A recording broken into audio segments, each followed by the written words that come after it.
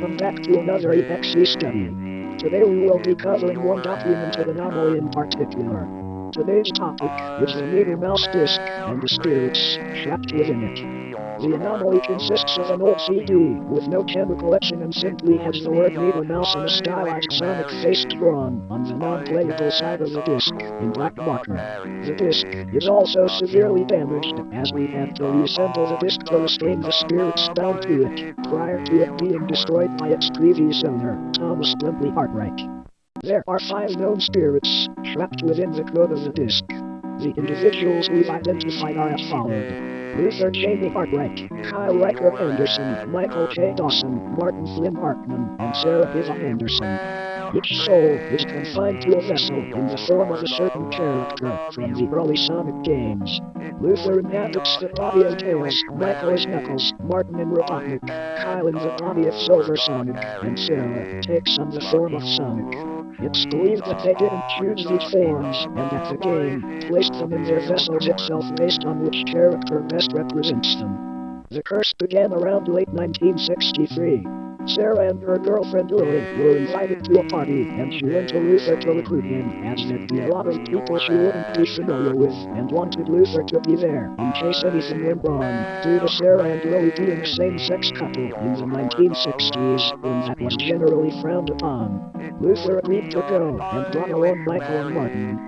However, during the party, the group got drunk and got into a physical altercation, resulting in someone accidentally killing Sarah, likely by violently smashing a bottle over her head.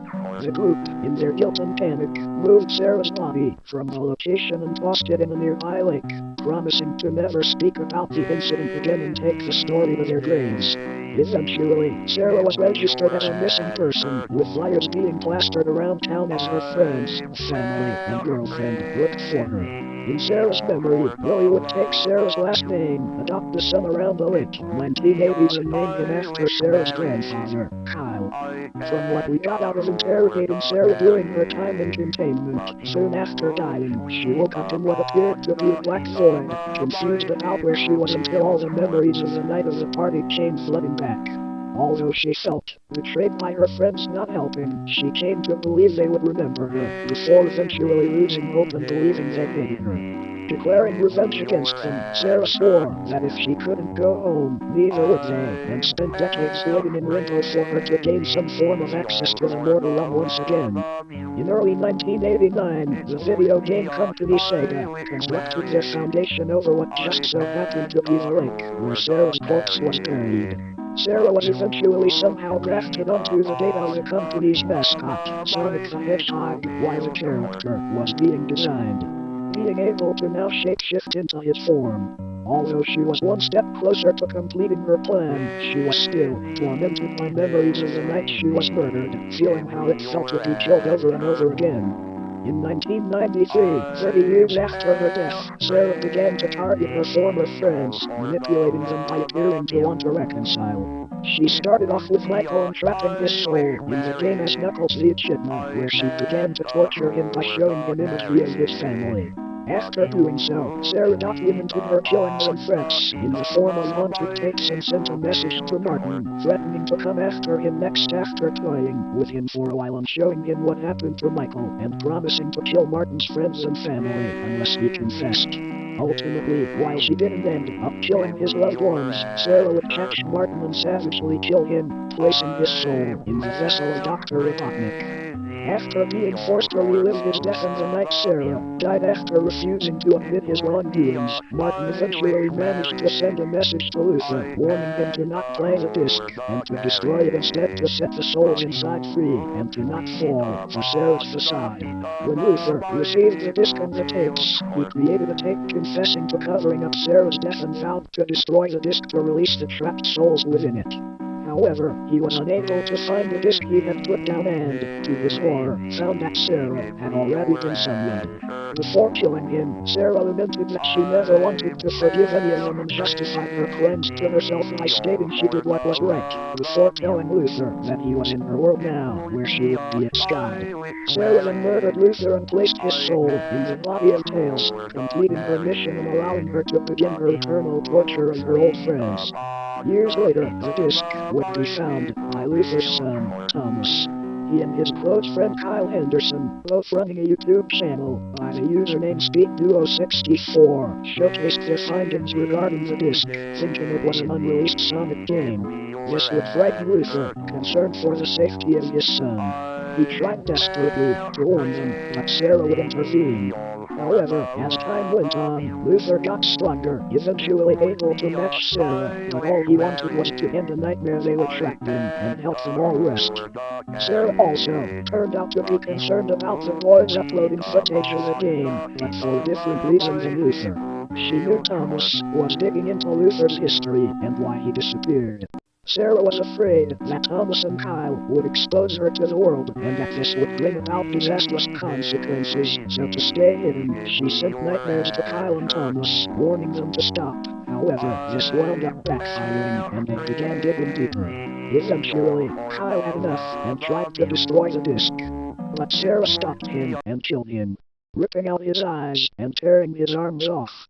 This is how Kyle ended up trapped in the game as Silver Sonic, a character who he cosplayed as some time back. This is also how Sarah eventually learned that Kyle was her son, adopted by Lily in her honor. Despite how sadistic Sarah had grown over the years, this devastated her all the same. Shortly after this, Kyle regained consciousness in the form of Silver Sonic. Enraged by what happened to him and afraid of the same thing happening to Thomas, he confronted Sarah and they fought. Kyle was almost able to match Sarah, but she pulled a trump card, overpowering the boy, before turning her attention to Thomas. Luckily, Kyle just so happened to buy Luther enough time to enter the fray. The two fought, and in the end, Luther managed to restrain Sarah as Thomas was about to destroy the disc. However, this didn't wind up working out how everyone had hoped. Destroying the disc allowed the spirits to have more free access to the mortal realm, and Sarah almost ended up killing Thomas, only for Kyle to step in once more to protect his friend. Doing this, a file retriever was on patrol in Thomas's role area and saw the commotion from the outside. It wasn't long before we arrived on the scene and restrained Sarah's spirit. Eventually, we repaired the disc enough to trap her again, along with the other spirits. We told Thomas to stay quiet about this for the time being, and that we would take it from there. Though, to be honest, Thomas was long overdue for the answers he was looking for.